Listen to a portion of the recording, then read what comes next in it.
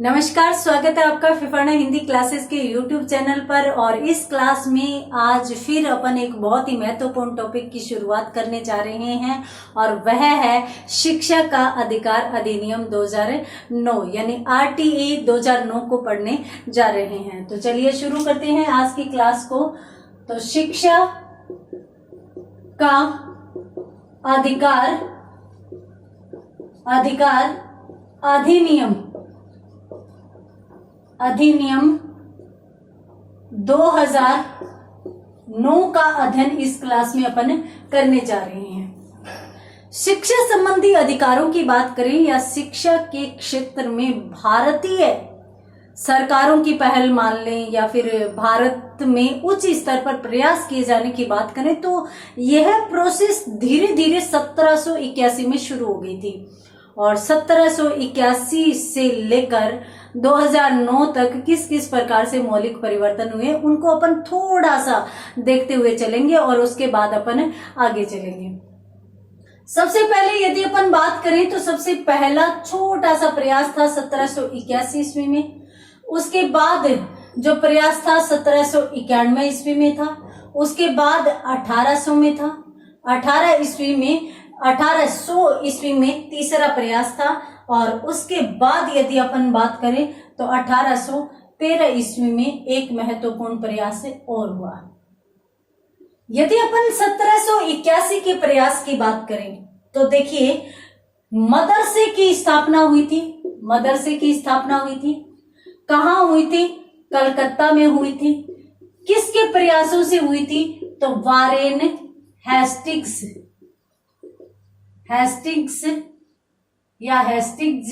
के प्रयासों से हुई थी। वारेन हेस्टिंग्स के प्रयासों से हुई थी। यानी पहला प्रयास यदि शिक्षा के क्षेत्र में माना जाए वर्तमान में आधुनिक दृष्टि से तो 1781 में मदरसे की स्थापना हुई थी। उसके बाद यदि अपन 1791 की बात करें तो यहां पर संस्कृत कॉलेज की स्थापना हुई थी। संस्कृत कॉलेज की स्थापना हुई थी और संस्कृत कॉलेज की स्थापना कहाँ हुई? ये बनारस में थी। ये बनारस में हुई थी। ये किसके प्रयासों से संभव हुआ? तो जॉन नाथ डंकन के प्रयासों से यह प्रयास सफल हुआ था। तो जॉन नाथ डंकन इसके महत्वपूर्ण व्यक्ति कहे जा सकते हैं इस प्रयास के। उसके बाद यदि अपन बात करें तो फोर्ट विलियम कॉलेज की स्थापना हुई। कब? 1800 में हुई। Fort William college. Fort William college की स्थापना कब हुई? ये अत्यंत महत्वपूर्ण कथन माना जा सकता है। 1800 ईस्वी में फोर्ट विलियम कॉलेज की स्थापना हुई। देखिए फोर्ट विलियम कॉलेज की स्थापना किसके लिए हुई? यदि अपन बात करें तो असैनिक अधिकारियों के लिए हुई थी। असैनिक अधिकारियों के लिए इसकी स्थापना हुई थी ताकि वो वहां पर शिक्षा प्राप्त कर सके। ये प्रयास किसका था? अपन जानते हैं कि ब्रिटिश सरकार का प्रयास, महत्वपूर्ण प्रयास ये माना जा सकता है। उसके बाद यदि अपन बात करें 1813 की तो यहां पर एक 1813 का चार्टर एक्ट था। Charter act. और इस चार्टर एक्ट में भारत में पहली बार शिक्षा के विकास हेतु प्रयास किया गया था। यानी भारतीय शिक्षा को बढ़ावा देने के लिए या भारत में शिक्षा को, भारतीय शिक्षा तो यहाँ पे थी नहीं, यहाँ पे अंग्रेज लोग अंग्रेजी शिक्षा का प्रचार प्रसार कर रहे थे। तो यहाँ पर यदि अपन भारत में शिक्षा के प्रसार की बात करें तो यहाँ पर सबसे पहला प्रयास था और 1 लाख रुपए इसके लिए दिए जाने का प्रावधान भी था। तो 1 लाख रुपए यहाँ पर दिए गए थे। ये थी शुरुआत या फिर अपन यूं कहें कि इसका इतिहास। इतिहास में यदि अपन बात करें तो 1781 से इस क्षेत्र में प्रयास प्रारंभ हुए थे और धीरे धीरे ये प्रारंभ जो 1781 का छोटा सा प्रयास है वो विस्तार को प्राप्त होता है और अपन 2009 तक पहुंचते हैं। जल्दी से स्क्रीनशॉट लीजिए, उसके बाद अपन आगे की बात करते हैं। तो देखिए उसके बाद 1835 में आ जाते हैं अपन। कहां पर आ जाते हैं? 1835 में। और 1835 में एक पत्र आया था जिसको मैकाले स्मरण पत्र कहा जाता है और जिसमें स्पेशली अंग्रेजी शिक्षा पर बल दिया गया था। तो यहां पर अपन अब बात करेंगे 1835 ईस्वी की। 1835 ईस्वी की यदि अपन बात करें तो मैकाले स्मरण पत्र और मैकाले स्मरण पत्र था और जिसमें क्या था? अंग्रेजी शिक्षा पर बल, शिक्षा पर बल दिया गया। यहां पर एक महत्वपूर्ण कोटेशन आती है और इस कोटेशन में क्या आता है कि जो भारतीय लोग हैं वो रक्त व रंग से भारतीय होंगे, कि भारतीय जो लोग हैं वो रंग और रक्त से तो भारतीय होंगे, लेकिन विचारों से कैसे होंगे? विचारों से अंग्रेज होंगे। अब विचारों से अंग्रेज कैसे होंगे? क्योंकि भाई शिक्षा ही अंग्रेजी दी जा रही है, तो इसलिए विचारों से वो अंग्रेज ही माने जाएंगे। तो जल्दी से इसका भी स्क्रीनशॉट लीजिए। उसके बाद अपन बात करते हैं। देखिए इसको अपना भी लिया गया था और इसीलिए मैकाले को जो भारत की आधुनिक शिक्षा है उसका जनक भी माना जाता है। भारत में आधुनिक शिक्षा का जनक यदि पूछ लिया जाए तो कौन माना जाता है? मैकाले ही माना जाता है। बढ़ते हैं आगे अपन बात करते हैं। देखिए उसके बाद 1854 ईस्वी में याद कीजिए क्या था? वुड डिस्पैच, है ना? तो वुड डिस्पैच आया और वुड डिस्पैच को भारतीय शिक्षा का मैग्ना कार्टा कहा गया।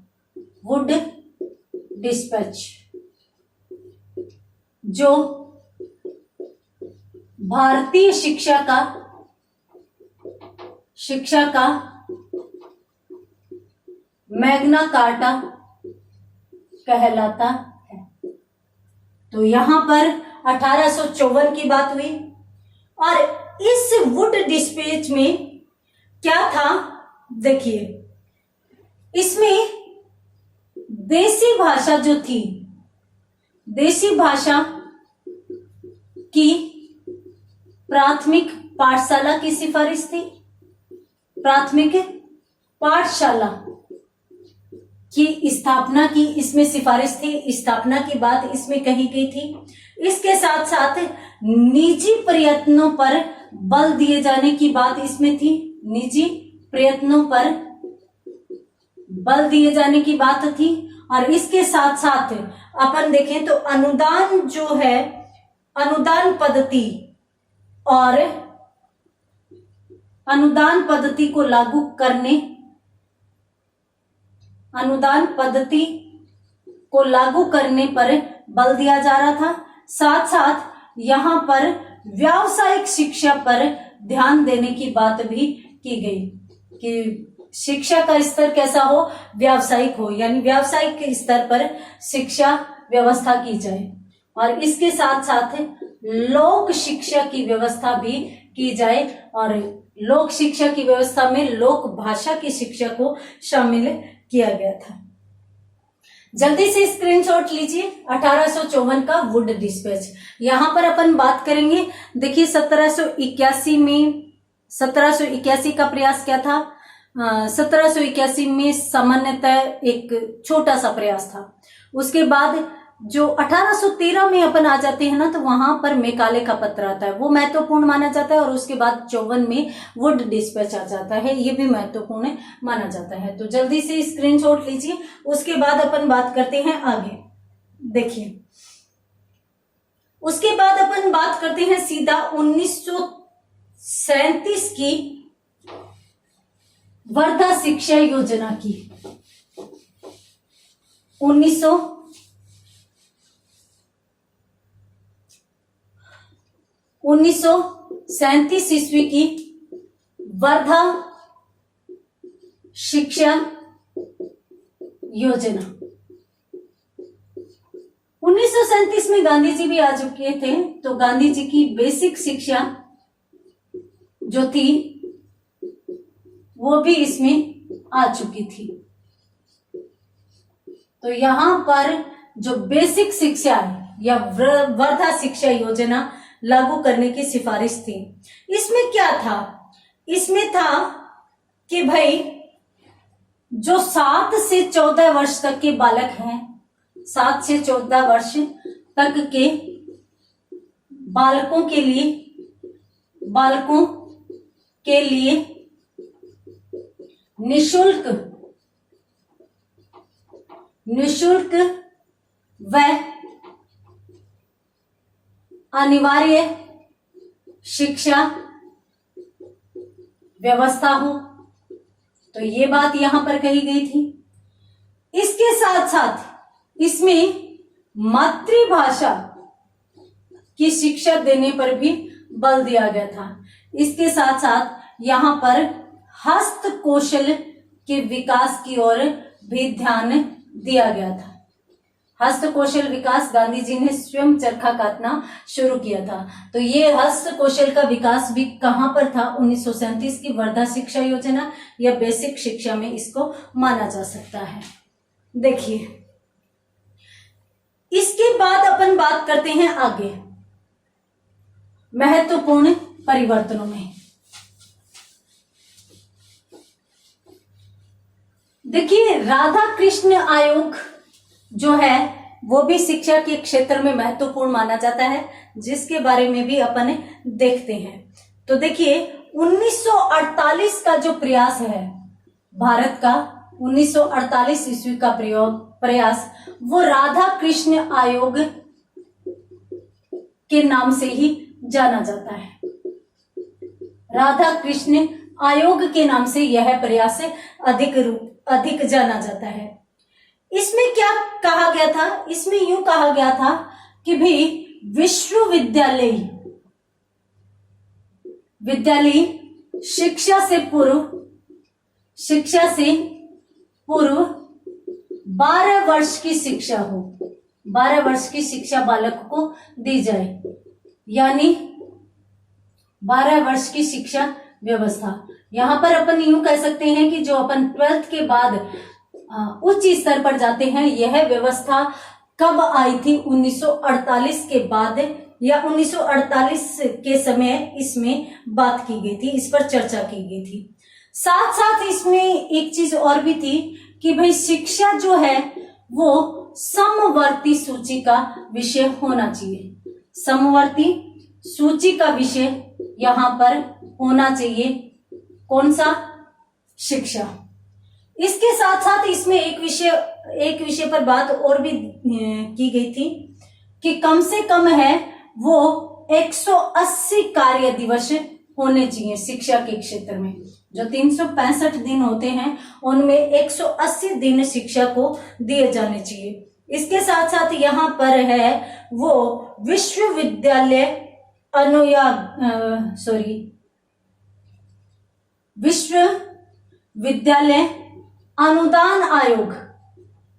अनुदान आयोग की स्थापना की सिफारिश भी इसमें की गई थी, स्थापना की सिफारिश। और ये सिफारिश क्यों की गई थी? इसलिए की गई थी ताकि हमारी जो शिक्षा है उसका प्रशासनिक रूप से सुधार हो सके, या इसका प्रशासनिक स्तर पर सुधार हो सके। ठीक है, तो ये था राधा कृष्ण आयोग 1948। और उसके बाद यदि अपन बात करें तो 1952 में मुदालियर आयोग का गठन भी किया जा चुका था। 1952 में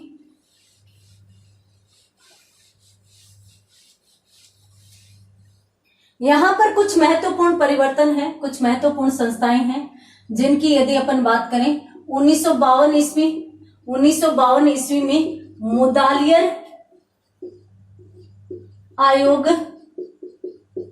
का गठन हो चुका था, और वो भी किसके लिए था? शिक्षा के विकास के लिए था। और इसमें भी किस पर बात की गई थी? इसमें बात की गई थी कि भाई माध्यमिक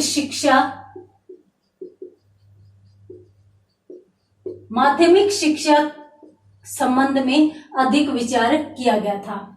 और इस आयोग के पश्चात जो महत्वपूर्ण परिवर्तन था वो ये था कि जो 7 अगस्त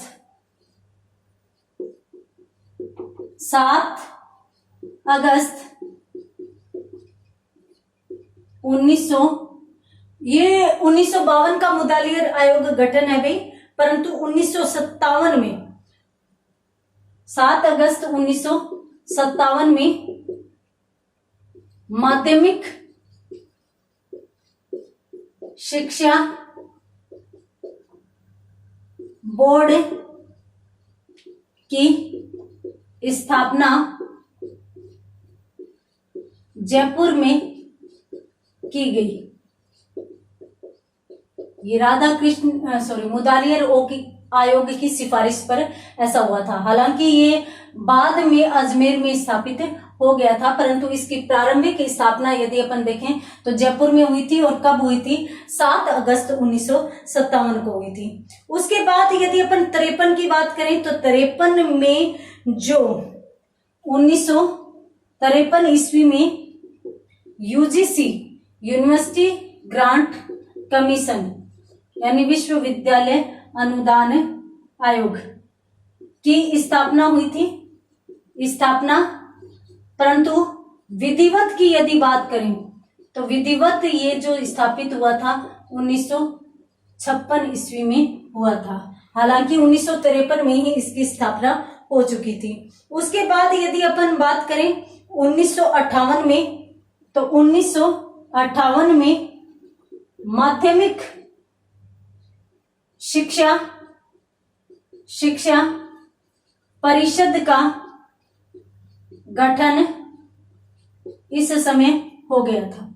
1958 में माध्यमिक शिक्षा परिषद का गठन यहां पर हो चुका था। उसके बाद यदि अपन बात करें तो 1961 ईस्वी में NCERT का गठन हो गया था। ये थे हमारे शिक्षा के क्षेत्र में महत्वपूर्ण प्रारंभिक प्रयास। यानी 52 में मुदालियर आयोग, 48 से शुरू करते हैं अपन राधा कृष्ण आयोग, 52 में मुदालियर आयोग, और 57 में माध्यमिक शिक्षा बोर्ड, 53 में यदि अपन बात करें तो यूजीसी की स्थापना जो 1956 में विधिवत रूप से हुई, 58 में माध्यमिक शिक्षा परिषद की, और 61 में एनसीईआरटी की स्थापना हुई। जल्दी से स्क्रीनशॉट लीजिए। उसके बाद अपन बात करते हैं आगे। देखिए आगे अपन बात करेंगे एक और ही अधिक महत्वपूर्ण संस्था की, और वो कौन सी संस्था है? कोठारी आयोग, जिसकी नीतियां, जिसके सिफारिश अपन अक्सर देखते हैं। तो 1964 से 66 ईस्वी के बीच में भारत में एक और महत्वपूर्ण परिवर्तन हुआ था, और वो परिवर्तन कौन सा था? वो परिवर्तन था कोठारी आयोग का गठन। कोठारी आयोग का गठन, ये जो कोठारी आयोग का गठन हुआ था ये किसके नाम पर हुआ था? तो ये दौलत सिंह कोठारी के निर्देशन में इसका हुआ था, इसलिए इसका नाम कोठारी आयोग रखा गया।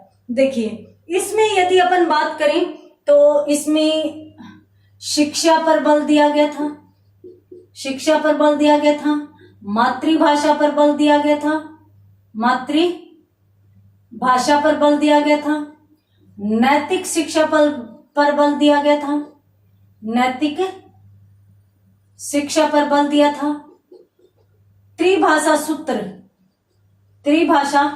सूत्र पर बल इसमें दिया गया था। 3 प्रकार की भाषाएं कौन सी? एक तो मातृभाषा, एक राष्ट्रीय स्तर की और एक अंतर्राष्ट्रीय स्तर की। तो इस प्रकार से इसमें बल दिया गया था। इसके साथ साथ अपन बात करें तो इसमें कार्यानुभव व समाज सेवा को भी शामिल किया गया था। तो और यहाँ पर आपको मैं बता देती हूँ कि कोठारी आयोग की विभिन्न सिफारिशों व किए गए प्रयासों के आधार पर ही हमारी 68 में 1968 में पहली शिक्षा नीति जारी हुई थी। तो जल्दी से इसका स्क्रीनशॉट लीजिए, उसके बाद अपन बात करते हैं शिक्षा नीति के। तो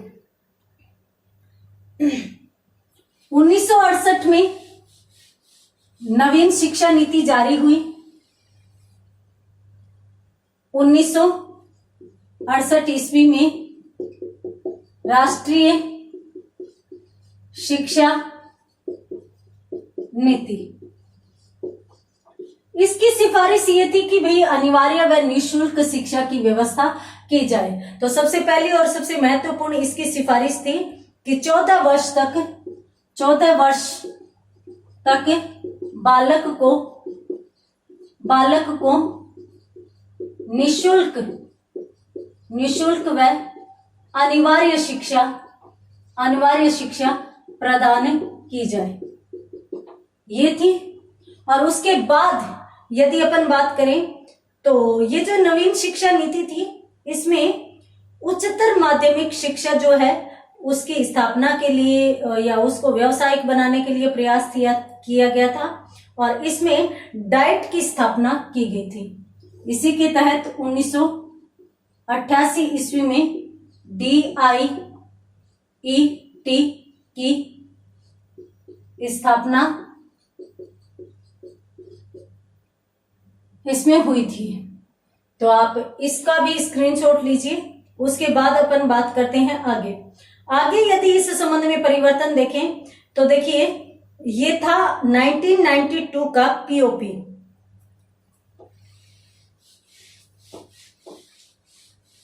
1992 का POP यानी प्लान ऑफ एक्शन जो था 1992 का था।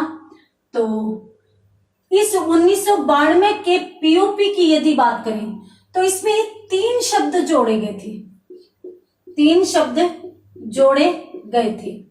और वो जो 3 शब्द जोड़े गए वो कौन कौन से थे? एक तो था गुणवत्ता, लचीलापन और प्रासंगिकता। लचीलापन, दूसरा गुणवत्ता और तीसरा था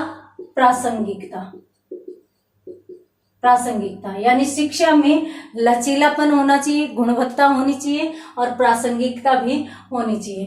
तो जल्दी से स्क्रीनशॉट लीजिए, उसके बाद अपन बढ़ते हैं आगे। देखिए, उसके बाद यदि अपन महत्वपूर्ण प्रयासों की बात करें तो ये जो निःशुल्क व अनिवार्य शिक्षा वाला जो विधेयक है वो हर बार पेश किया जा रहा था, परंतु पास नहीं हो रहा था। वहां पर यदि अपन बात करें तो 2005 की रूपरेखा भी बन चुकी थी, यानी 2005 शिक्षा का अधिकार जो विधेयक है वो भी जून में लागू हो चुका था। तो 2005 में आ चुका। 2005 शिक्षा का अधिकार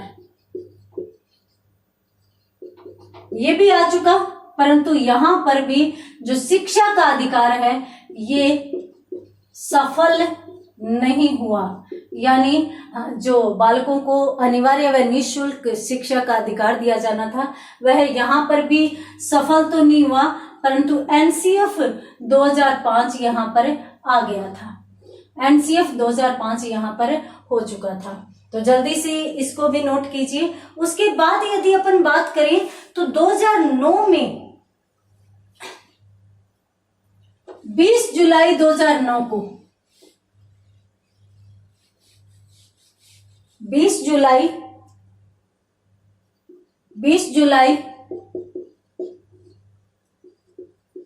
2009 को आरटीई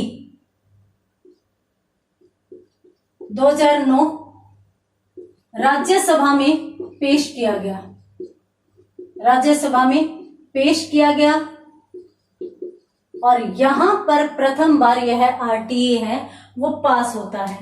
उसके बाद लोकसभा में यदि बात करें तो 4 अगस्त को लोकसभा में भी पारित, यहां से पारित हुआ और उसके बाद लोकसभा में भी इसको पारित कर दिया गया। उसके बाद यदि अपन बात करें तो देखिए यहां पर 26 अगस्त को हस्ताक्षर हुए और 26 अगस्त 2009 को हस्ताक्षरित, यानी सबके हस्ताक्षर हुए और फिर 1 अप्रैल 2010 में लागू, यानी इसे लागू कर दिया गया।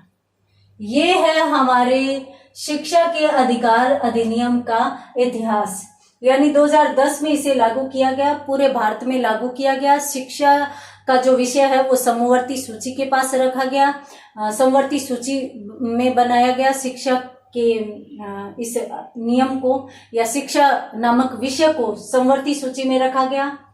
इसके साथ साथ अपन ये भी कह सकते हैं कि इसमें जम्मू कश्मीर को छोड़कर बाकी सभी जो राज्य थे वहां पर इसको लागू किया गया और यहाँ पर सरकारों के मध्य, जो केंद्र सरकार है और राज्य सरकार है, उसके मध्य जो खर्चे थे उनका भी डिवाइडेशन हो गया, यानी प्रतिशत पर विभाजन इसमें हुआ था। तो जल्दी से इसको नोट कीजिए। उसके बाद अपन बात करते हैं आगे इस अधिनियम 2009 की।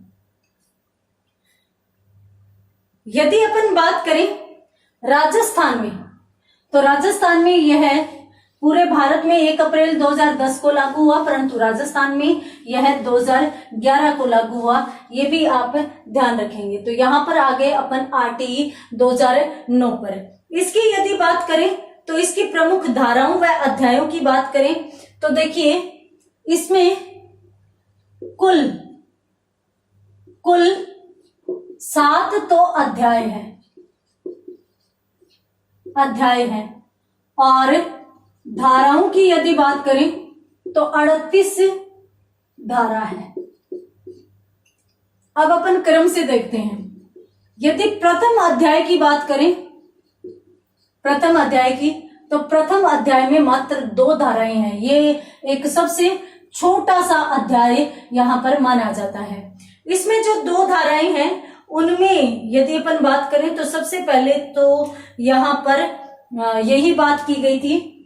सबसे पहली जो धारा है इसमें तो शिक्षा के अधिकार की बात की गई थी और शिक्षा के अधिकार का विस्तार की बात की गई थी कि वे जम्मू कश्मीर को छोड़कर और पूरे भारत में इसको लागू किया जाएगा। और दूसरी धारा में जो मुख्य बात थी वो थी कि शिक्षा जो है वो समवर्ती सूची का विषय रहेगा, समवर्ती सूची का विषय होगा। समवर्ती सूची में केंद्र व राज्य सरकार दोनों कानून बना सकती हैं, परंतु यदि दोनों में विवाद की स्थिति हो तो केंद्र सरकार का जो निर्णय है वही लागू होगा, मान्य होगा। तो इसको भी नोट कीजिए। उसके बाद अपन बात करते हैं आगे दूसरे अध्याय की। दूसरे अध्याय में यदि अपन देखें तो कुल 7 अध्याय हैं। दूसरे अध्याय में 3 से 5 तक धाराएं हैं। अध्याय 2। इसमें कुल कितनी धारा है? 3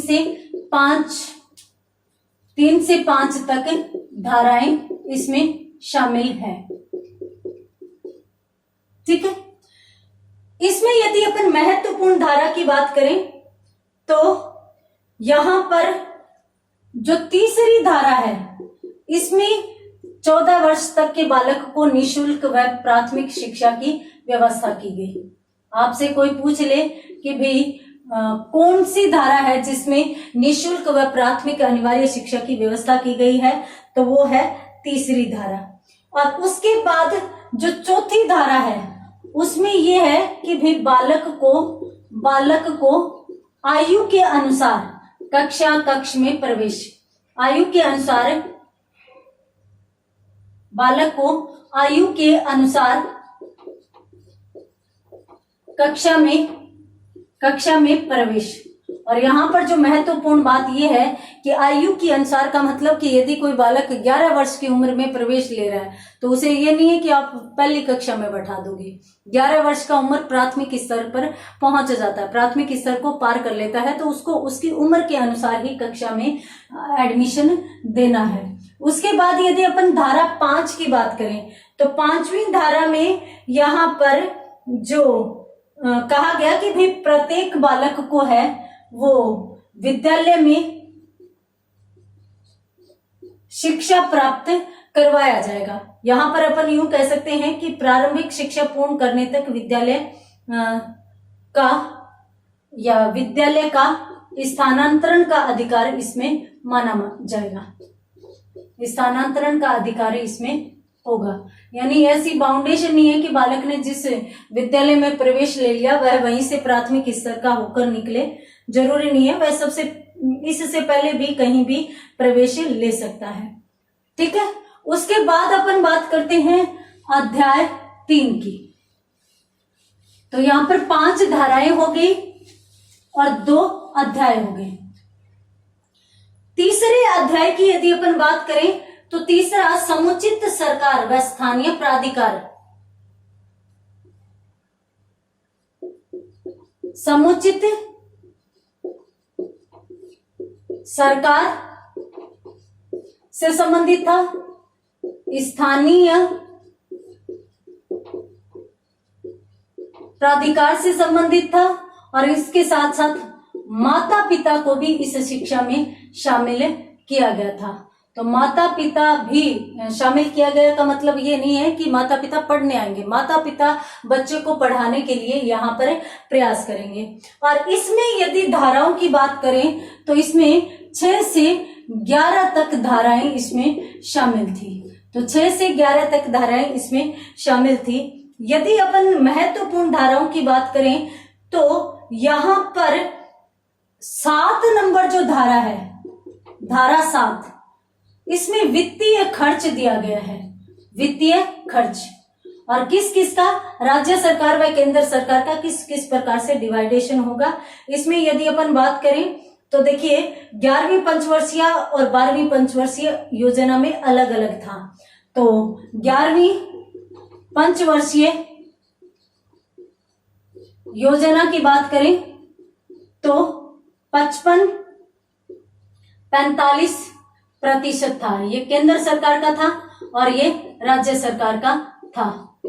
उसके बाद यदि 12वीं पंचवर्षीय योजना की बात करें तो ये 65-35% हो गया था। तो इस प्रकार से वित्तीय खर्च की इस अध्याय में बात की गई। इसके साथ साथ यदि अपन बात करें तो जल्दी से स्क्रीनशॉट कीजिए, नहीं 1 मिनट ये चीज भी देख लीजिए।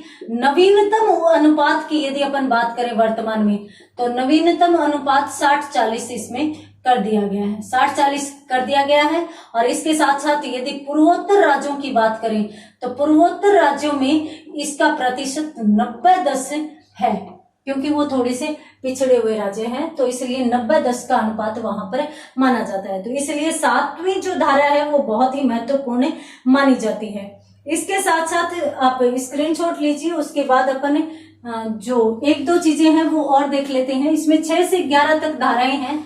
तो इसमें जो 10वीं धारा है वो भी यहाँ पर महत्वपूर्ण है, मैंने अभी कहा कि माता पिता का भी कर्तव्य है, तो जो 10 नंबर धारा है उसमें माता पिता का भी कर्तव्य बताया गया है कि अपनी संतान को शिक्षा दिलवाना माता पिता का कर्तव्य यहाँ पर माना जाएगा। धारा 11 की यदि अपन बात करें तो यहाँ पर 3 से 6 वर्ष के बच्चों की विद्यालय यानी 3 से 6 वर्ष यानी विद्यालय में प्रवेश बालक कहाँ लेगा, विद्यालय में तो 6 वर्ष के बाद जाएगा, परंतु 3 से 6 वर्ष की जो आयु है उसकी शिक्षा वह कहाँ प्राप्त करेगा, आंगनबाड़ी में प्राप्त करेगा, ये बातें कही गई। तो यहाँ पर अपनों ने देखा कि भाई इस में 6 से 11 में 7, 10 और 11 3 धाराएं महत्वपूर्ण मानी जा सकती है। जल्दी से इनको नोट कीजिए, उसके बाद अपन बात करते हैं आगे। अध्याय 4 जो है उसमें विद्यालय व शिक्षक के दायित्व दिए गए हैं। अध्याय 4 विद्यालय व शिक्षक के दायित्व का जिक्र यहाँ पर किया गया है।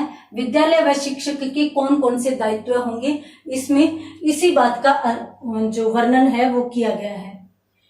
यदि अपन अध्याय 4 की बात करें तो ये सबसे बड़ा अध्याय है, सबसे बड़ा अध्याय है और इसके साथ साथ सबसे महत्वपूर्ण अध्याय भी ये माना जाता है।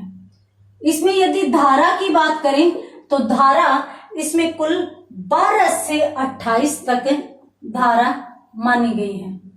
12 से 28 तक धाराएं इसमें कुल मानी गई हैं, कुल शामिल की गई है।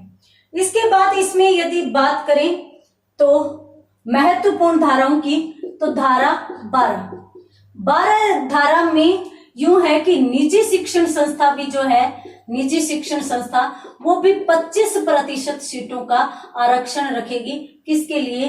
असुविधा या अलाभान्वित बालकों के लिए। जो बालक कमजोर हैं उनके लिए 25% सीटों की व्यवस्था कौन करेगा? निजी शिक्षण संस्था भी करेगी। उसके बाद यदि अपन बात करें 13 धारा की, ये भी बहुत ही महत्वपूर्ण धारा है 13। इसमें किसी भी प्रकार का बालक से कंपटीशन नहीं लिया जाएगा, कंपटीशन नहीं लिया जाएगा। न तो बालक का कोई कंपटीशन करवाया जाएगा, न माता पिता का कोई कंपटीशन होगा। अगर इस प्रकार का कोई भी विद्यालय करता है, इस आधार पर एडमिशन लेता है, तो वहां पर उसके ऊपर कानूनी कार्यवाही करने का भी अधिकार है। तो इसलिए धारा 12 निजी शिक्षण संस्थाओं में 25% सीटें अगर आपसे पूछ ले तो महत्वपूर्ण बन जाती हैं और कोई भी कंपटीशन नहीं होगा। तो इसको भी स्क्रीनशॉट लीजिए आप। उसके बाद अपन बात करते हैं आगे अपन बात करते हैं, देखिए जो धारा 15 है उसमें 15 धारा में सामान्यतः प्रवेश तिथि की बात की गई है, प्रवेश तिथि की बात की गई है। और इसके साथ साथ धारा 15 में कहा गया है कि भाई कोई भी बालक है वो फेल नहीं होगा। हालांकि हमारी राज्य सरकार ने इसमें संशोधन कर दिया है और राज्य सरकार ने 8वीं व 5वीं जो बोर्ड की परीक्षाएं हैं उनमें फेल किया जा सकता है, इस प्रकार की बातें कह दी गई है। यहाँ पर यदि अपन राज्य सरकार का मत देखें तो राजस्थान सरकार ने इसमें जब संशोधन किया तो बालक 8वीं कक्षा में फेल किया जा सकता है और इसको अपन नो डिटेंशन नीति के तहत ये चीजें मान सकते हैं। उसके बाद बोर्ड यदि 5वीं हो, ये आप नोट लगाकर लिखोगे यहां पर, राजस्थान सरकार क्या कर सकती है? 8वीं में फेल कर सकती है, ये प्रावधान इसमें आ गया है। तो इस प्रकार से ये धारा है वो 15 हो जाती है। इसके बाद यदि अपन बात करें तो धारा 15 जो है वो तो एडमिशन की बात है, और धारा जो 16 है वो इसकी बात हो जाती है। इसके बाद यदि अपन बात करें धारा 17 की, तो किसी भी प्रकार का शारीरिक व मानसिक दंड बालक को नहीं दिया जाएगा। शारीरिक व मानसिक दंड बालक को नहीं दिया जाएगा, ये बात यहाँ पर कही गई है। धारा 17 होगी। तो उसके बाद यदि अपन बात करें अन्य धाराओं में, तो धारा 24 महत्वपूर्ण है, पहले आप इसको नोट कर लीजिए।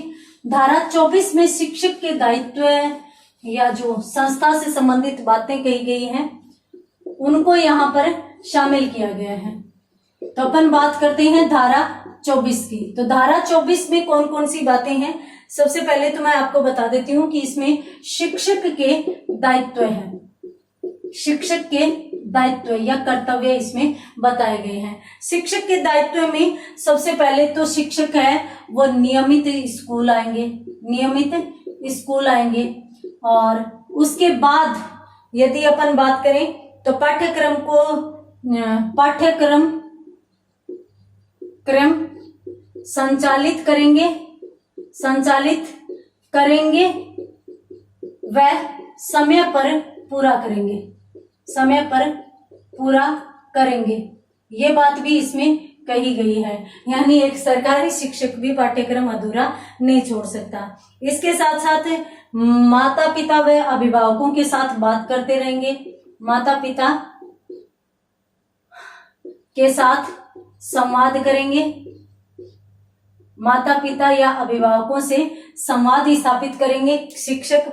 और इसके साथ साथ अपन कह सकते हैं कि जो सरकार प्रशिक्षण जो आयोजित करेगी, सरकार प्रशिक्षणों का जो आयोजन करेगी उसमें भाग लेना भी अनिवार्य माना गया। तो इस प्रकार के शिक्षक के अनेक दायित्व हैं। और जो महत्वपूर्ण बात है वो ये है कि प्रति सप्ताह 45 कालांश निश्चित करेंगे, यानी 45 घंटे शिक्षक है वो अवश्य रूप से लेंगे प्रत्येक सप्ताह में 6 दिन मान लीजिए आप, तो 7। और इसके बाद यदि अपन बात करें तो 42 हो गए, तो अगर 6 घंटे प्रतिदिन के हिसाब से कम से कम शिक्षक को लेने हैं। और उसके बाद ज्यादा से ज्यादा 45 घंटे शिक्षक वहां पर लेगा। इसी के साथ साथ प्रत्येक बालक का अधिगम रिकॉर्ड भी रखना है और पढ़ाने का स्तर, गति, शिक्षण योजना बालकों के अनुसार तय करनी है। तो और अपन यूं भी कह सकते हैं कि भाई इस अधिनियम के तहत बालक का शिक्षक पूर्ण रूप से ध्यान रखेंगे, वो उन्हीं के अधिगम के रिकॉर्ड को भी देखेंगे, रिजल्ट का भी रिकॉर्ड रखेंगे। तो इस प्रकार से सारी की सारी चीजें इसमें आ जाएगी। उसके बाद यदि अपन बात करें शिक्षकों की संख्या की, तो जो शिक्षकों की संख्या है, शिक्षकों की संख्या वो किस प्रकार से होगी। तो अक्सर इस संबंध में प्रश्न पूछ लिया जाता है कि भाई यदि बच्चों की संख्या 60 तक है, 60 तक एक स्कूल में बालक है, तो वहां पर 2 शिक्षक नियुक्त होंगे, 2 शिक्षक नियुक्त किए जाएंगे। और यदि वहां पर 61 से 90 के मध्य बालक है, 61 से 90 के मध्य कितने भी बालक हो, तो वहां पर 3 शिक्षक लगाए जाएंगे। और उसके बाद यदि 91 से 120 तक विद्यार्थियों की संख्या है, तो वहां पर 4 शिक्षकों की नियुक्त की जाएगी। और यदि 121 से 200 के मध्य है, 121 से 200 के मध्य है, तो वहां पर 5 शिक्षक लगाए जाएंगे। और 150 से ऊपर होने पर, ये 121 से 200 है, और इसके साथ साथ एक ये भी है कि 150 से ऊपर हो जाएंगे तो 5 तो शिक्षक होंगे ही होंगे, 5 शिक्षक। और इसके साथ साथ एक प्रधान शिक्षक भी होगा, यानी प्रधानाध्यापक भी वहां पर शामिल किया जाएगा। तो 150 से ऊपर एक प्रधानाध्यापक की नियुक्ति मानी जाएगी।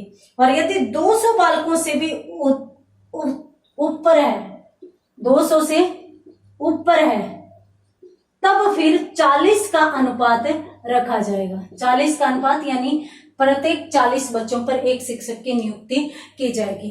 तो ये कभी कभार पूछ लिया जाता है, तो आप इसमें भी ध्यान रखेंगे। जल्दी से स्क्रीनशॉट लीजिए। उसके बाद अपन बात करते हैं आगे। आगे कौन सा अध्याय? 5वां अध्याय।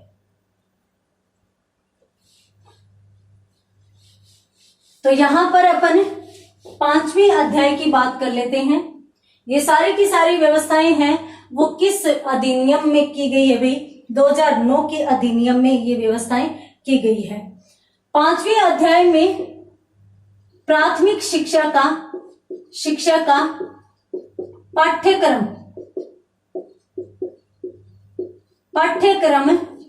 दिया गया है कि भाई पाठ्यक्रम से संबंधित व्यवस्था है वो इसके अंतर्गत की जाएगी।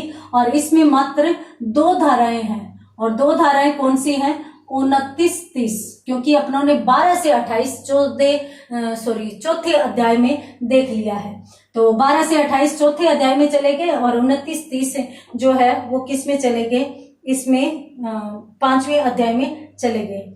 यहाँ पर जो पाठ्यक्रम है वो सरकारें निश्चित करेगी, और स्तर के अनुसार पाठ्यक्रम की व्यवस्था की जाएगी। अगर अपन बात करें छठे अध्याय की, तो छठे अध्याय में बालकों के अधिकारों के संरक्षण की बात की गई है। बालकों के अधिकारों का संरक्षण। तो बालकों के अधिकारों के संरक्षण की छठे अध्याय में बात की गई है। और इसमें यदि अपन बात करें धाराओं की, तो इसमें सामान्यतः जो धाराएं शामिल की गई है 29-30 उसमें आ गई, और उसके बाद 34 यानी 31 से 34 तक धाराएं हैं वो इसी में आती है। कौन सी में? छठे अध्याय में शामिल की जाएगी। अब यदि छठे अध्याय की बात करें तो महत्वपूर्ण परिवर्तन तो इसमें ये था धारा 33। धारा 33 इसमें क्या है कि इसमें राष्ट्रीय शिक्षा परिषद के गठन की सिफारिश की गई है। राष्ट्रीय शिक्षा परिषद के गठन की बात इसमें की गई है। तो ये अत्यंत महत्वपूर्ण माना जाता है। और ये जो राष्ट्रीय शिक्षा परिषद है इसमें जो कुल सदस्य संख्या होगी, सदस्य 15 होंगे, और इसके साथ साथ ये जो राष्ट्रीय शिक्षा परिषद है इसमें अध्यक्ष जो होंगे, अध्यक्ष वो होंगे मानव विकास मंत्री। मानव विकास मंत्री इसके अध्यक्ष होंगे। ये बात किस में कही गई है? धारा 33 में कही गई है, इसलिए यहां पर यह धारा महत्वपूर्ण बन जाती है। तो बात करते हैं धारा 34 की, जो कि छठे अध्याय में ही है।